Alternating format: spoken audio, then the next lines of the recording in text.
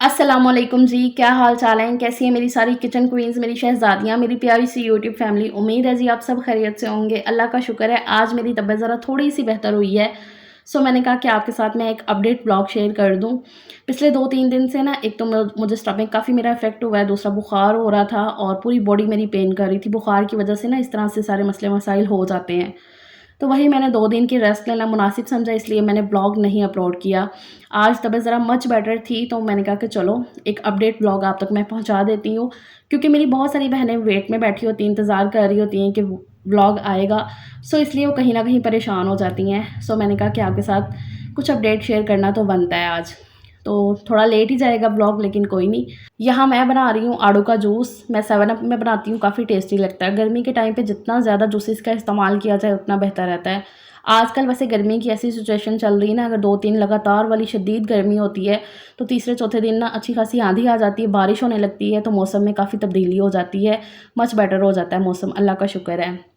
ख़ैर यहाँ पर ये जूस बन के तैयार हो गया, काफ़ी मज़े का लगता है। इसको मैं जो है ना पुदीना ऐड करती हूँ, साथ में आड़ू हो जाते हैं और 7 अप मैं इसमें ऐड कर देती हूँ, साथ में बर्फ़ अच्छी खासी ज़रा यख ठंडा करने के लिए और चीनी।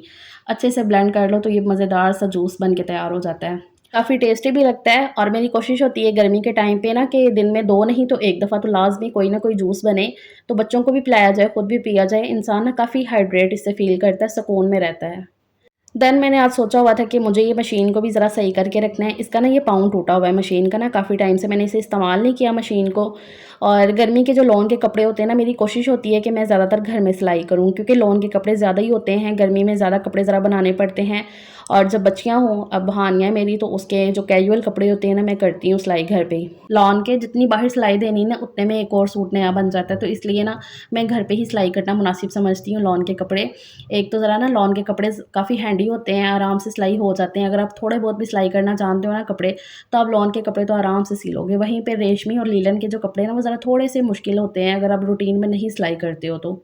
बस ये है कि ज़रा एक्स्ट्रा काम हो जाते हैं रूटीन से हट के, तो इनके लिए टाइम निकालना भी बड़ा मुश्किल लग रहा होता है। लेकिन बात वही है कि अगर आपने किसी चीज़ को करना है, किसी काम को, तो आप उसके लिए टाइम निकाल ही लोगे। उसके लिए सिर्फ़ आपको अपना एक माइंडसेट बनाना पड़ेगा, तो वो अगर आप कर लो ना, तो काम सारे आराम से हो जाएँगे।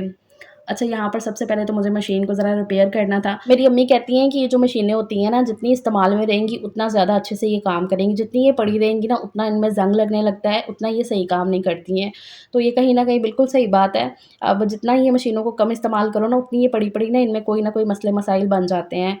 तो इस तरह के जो छोटे-मोटे से काम होते हैं ना, ये मैं कर लेती हूँ। एक तो मशीन काफ़ी भारी हुई थी, धागा भी तोड़ी थी, तो इसकी ये पीछे की प्लेट मैंने खोली है। इसमें इतनी अच्छी खासी डस्ट हुई थी ना, जब इसमें डस्ट ज़्यादा भर जाती है ना, बहुत इसमें कचरा भर जाता है, तब भी ये मशीन जो है ना धागा भी तोड़ती है और बहुत ज़्यादा फिर भारी भी चलती है। तो इसलिए मैंने यहाँ से ये प्लेट खोल के अच्छे से ये झाड़ लूँगी जितनी भी इसके अंदर डस्ट थी। ये ब्रश मैंने छोटा वाला ले लिया है, इससे ना ज़्यादा अच्छे तरीके से अंदर तक जो सुराख वगैरह है ना, उसमें से डस्ट बाहर निकल गई है। उसके बाद ये प्लेट को मैं वापस से लगा दूँगी। जितने भी मशीन के टूल्स वगैरह होते हैं ना, कोशिश किया करें कि मशीन के अंदर ही रख दिया करें कि वो इसी के लिए इस्तेमाल हों। एक तो आपको सामने पड़े नज़र आ जाएँ। 15 साल हो गए मेरी शादी को और ये जो टूल्स हैं ना मशीन के, वो मैं इसी के अंदर रख देती हूँ। वक़्तन-फ़वक़्तन जो है ना फिर इस्तेमाल होते रहते हैं। लास्ट में मैं इसके अंदर जो है ना अच्छा खासा ऑयल दे दूँगी, हर एक सुराख में, हत्थी में और गज़ के अंदर भी। गज़ का भी पेच जो है ना हल्का-सा ढीला था, जिसकी वज़ह से ना धागा तोड़ रही थी मशीन बार-बार। तो वही मैंने गज़ को भी टाइट कर दिया उसका पेच। और इसका पैर भी टूटा हुआ था, तो पैर भी मैंने चेंज कर दिया मशीन का। तो इस तरह की जो छोटी-मोटी सर्विस है ना मशीन की हो गई है। तेल भी मैंने अच्छा खासा दे दिया है। अब मैंने धागा डाल दिया, सिलाई लगा के देखती हूँ कि हाँ, सिलाई बिल्कुल सही आ रही है ना टाँका इसका। तो टाँका ये बिल्कुल सही दे रही थी। तो ये सारा काम करके मैंने इसको साइड पे रख दिया। मैंने कहा अब सिलाई का काम मैं थोड़ी देर बाद करूँगी। एक दफ़ा इसकी सर्विस हो गई है ना, तो ये बेहतर है। तो बस वो काम मैंने सुबह ही करके रख दिया था। उसके बाद अब मैं लग गई हूँ दोपहर का खाना बनाने में। तो दोपहर के खाने में आज बनेगा आलू और कीमे का सालन। मैंने कहा इसकी रेसिपी भी आपके साथ मैं शेयर कर देती हूँ। आगे बकरा ईद आ रही है, तो कीमा, गोश्त वगैरह ये सब कुछ बनेगा। अच्छा, मुझे आज बनाना है आलू कीमा, तो उसके लिए मैंने यहाँ पर ऑयल ले लिया था प्रेशर कुकर में। ऑयल थोड़ा गर्म हुआ तो उसमें मैंने चॉप किए हुए प्याज़ ऐड कर दिए थे। 3-4 मीडियम साइज़ के प्याज़ थे, जिनको मैंने बिल्कुल बारीक सा चॉप कर लिया था। प्याज़ को मैंने हल्का सा कच्चा पक्का इसके अंदर पका लिया। जब वो फ्राई हो गया तो इसके अंदर मैंने कीमा ऐड कर दिया है। कीमा मैं हमेशा पहले से फ्राई कर लेती हूँ, इससे ना इसकी जो रॉ स्मेल होती है ना वो ख़त्म हो जाती है। मैं ना इकट्ठा वो सब कुछ जैसे गोश्त के अंदर डाल के मसाले वगैरह उसमें पानी डाल के ना तो प्रेशर नहीं लगाती हूँ। इस तरह से ना कहीं न कहीं गोश्त की जो स्मेल होती है ना वो आ रही होती है। तो पहले से ऐसे फ्राई कर लो ना तो इसकी कच्चेपन की महक भी ख़त्म हो जाती है और काफ़ी टेस्टी भी बनता है इस तरह से। तो मैंने गोश्त को पहले फ्राई कर लिया, फिर इसमें खड़े गरम मसाले भी ऐड कर दिए थे, उनको भी पका लिया था अच्छे तरीके से, फ्राई कर लिया। और यहाँ पर अब मैं अदरक लहसुन पेस्ट ऐड कर दूँगी। ये मैं रूटीन से थोड़ा ज़्यादा ही ऐड कर रही हूँ, गोश्त हो या इस तरह से चिकन वगैरह हो ना, स्पेशली गोश्त में मैं थोड़ा ज़्यादा ही अदरक लहसुन ऐड करती हूँ। इस तरह से चीज़ों की एक तो साथ-साथ भुनाई हो जाती है और दूसरा गोश्त भी फ्राई हो जाता है।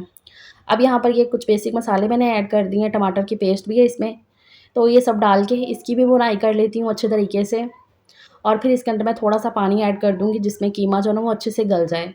मैं ना आलू कीमा बनाने के लिए इस तरह से कीमे का सालन बनाने के लिए ना हमेशा हाथ वाला कीमा ही इस्तेमाल करती हूँ, वो ज़्यादा मज़े का लगता है। तो यहाँ पर अभी मैंने पानी ऐड कर दिया, 10 मिनट के लिए इसको मैं प्रेशर लगा दूँगी। 10 मिनट बाद यहाँ पर मैंने सीटी उठा दी है। अब इसको खोल के देखते हैं तो गोश्त जो है ना वो बिल्कुल गला होगा। जो फ्रेश गोश्त या कीमा होता है ना वो बहुत अच्छे से जल्दी गल जाता है। उसको सिर्फ 10 मिनट लगते हैं। फिर जैसे-जैसे वो ज़रा फ्रीज़ होता रहेगा ना उतना-उतना उसमें ज़रा टाइम भी थोड़ा-सा ज़्यादा लगता है। तो यहाँ पर जो कीमा है ना वो 10 मिनट में बहुत अच्छा-सा गल गया है। अब इसके साथ ही मैं इसमें जो है ना आलू ऐड कर दूँगी। आलू मैं ज़रा थोड़े से साइज़ में ज़रा छोटे ही काटती हूँ, जिस हिसाब से बोटी होती है ना उस हिसाब से ज़रा मैं आलू काटती हूँ। चीज़ जो है ना वो देखने में भी अच्छी लगनी चाहिए ना, बहुत ज़्यादा बड़े-बड़े आलू जो है ना वो अच्छे नहीं लगते हैं ऐसे कीमे में। तो यहाँ पर मैं ज़रा मीडियम से साइज़ के ना बिल्कुल मीडियम से भी छोटे साइज़ के आलू कट करके तो फिर इसमें ऐड कर दूँगी कीमे के अंदर और फिर इसकी बहुत अच्छे से भुनाई हो जाएगी।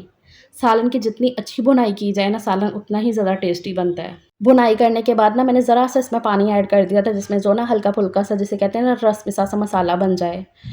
अच्छा नमक जो है ना हमेशा मैं लास्ट में ऐड करती हूँ गोश्त में। स्टार्टिंग में कभी भी ना नमक ना ऐड किया करें, इससे ना गोश्त फिर जल्दी गलता नहीं है। तो सालन पूरा बन जाने के बाद ना गोश्त, कीमा, मटन वगैरह ना तो पूरा बन जाने के बाद ना लास्ट में इसमें नमक ऐड किया करें। अभी मैंने नमक ऐड कर दिया और साथ में गरम मसाला पाउडर डाला है ऊपर से, धनिया और सब्ज़ मिर्च डाल दी है। तो सालन बहुत ही अच्छा-सा बन के तैयार हो गया है। ज़्यादातर दोपहर की रोटी जो है ना वो मैं बाहर से मँगवा लेती हूँ, रात की रोटी भी। मेरे बच्चे सब शौक से खा लेते हैं। एक तो ज़रा खुद को सहूलत हो जाती है, गर्मी भी है और बहुत ज़्यादा जो ना किचन में नहीं खड़ा हुआ जाता। तो रोटी बाहर से आ जाती है ज़्यादातर, सालन मैं घर में बना लेती हूँ। और यहाँ पर कुकम्बर मैंने काटा हुआ है। ये मेरी हेल्दी सी और बहुत ही मज़ेदार सी थाली तैयार हो गई है। अल्लाह का शुक्र है। तो ये टेस्टी सा लंच करते हैं। तो दोपहर का खाना वगैरह खा लिया था, उसके बाद थोड़ी-सी रेस्ट कर ली थी। अभी ये 3 साढ़े 3 का टाइम है। ये दोपहर का टाइम ना मेरे लिए ज़रा थोड़ा-सा फ्री होता है कि इसमें जितने भी कोई एक्स्ट्रा काम होते हैं ना, सिलाई का काम मैं ज़्यादातर इसी टाइम पे करती हूँ। अच्छे से ये वाला टाइम जो है ना यूटिलाइज़ हो जाता है। तो यहाँ पर मैंने ये हानिया का पीस निकाल लिया, इसको मैंने कटिंग कर लिया था, सिंपल सा मैंने कटिंग किया है। 3-4 मैं पीस लेकर आई हुई हूँ उसके ऐसे कैजुअल कपड़े सीने के लिए। तो लॉन के कपड़े जितने सिंपल रहे ना उतने सही रहते हैं। तो सिंपल मैंने पजामा और उसकी कमीज़ कटिंग कर ली है। इसके ऊपर लगाने के लिए ना मैंने फ़ीता घर से निकाल लिया था। तो यहाँ पर अब मैं बैठ के इसके सिलाई करती हूँ और ये पूरा सूट सिलाई करने के बाद ना मैं फिर ही उठूँगी। मेरी ना एक आदत है कि जब भी मैंने कोई सिलाई का काम करना हो ना, तो मेरी ये कोशिश होती है कि उसको मैंने कटिंग कर ली ना तो साथ ही उसको सिलाई करके पूरा फिनिश करके ना मैं फिर ही उठूँ। चाहे उसमें मुझे ज़रा थोड़ा-सा ज़्यादा टाइम लग जाए लेकिन ये है कि मैं वो पूरा करके फिर उठती हूँ। क्योंकि मुझे ऐसा लगता है कि उसके जो पीसेज़ होते हैं ना वो फिर इधर-उधर पड़े रहे ना तो वो कहीं न कहीं जो है ना वो फिर मिसप्लेस हो जाएँगे। बच्चों वाले घर में ना आपको इन सारी चीज़ों की बड़ी एहतियात करनी पड़ती है। इस तरह से रूटीन से हट के कोई काम करने वाला हो आपका, तो जो फ्री आपका टाइम होता है ना, उसको यूटिलाइज़ कर दो उस काम में। एक तो आपके पैसे भी बच जाएँगे और दूसरा जो है ना, आप उसमें ट्रेन भी हो जाओगे। तो यहाँ पर हानिया का सूट पूरा मैंने सिलाई कर लिया है। आराम से मुझे कोई आधे घंटे से थोड़ा ज़्यादा ही टाइम लगा था और फटाफट से हानिया का ये सूट सिलाई हो गया। कटिंग तो होके रखा हुआ था वो। सो आज के लिए दैट्स इट। उम्मीद करती हूँ ये व्लॉग आपके लिए काफ़ी मोटिवेशनल रहा होगा। अगर ज़रा-सा भी आपको कुछ सीखने को मिला है, तो वीडियो को लाइक, शेयर और चैनल को सब्सक्राइब करिएगा। टेक केयर, अल्लाह हाफ़िज़।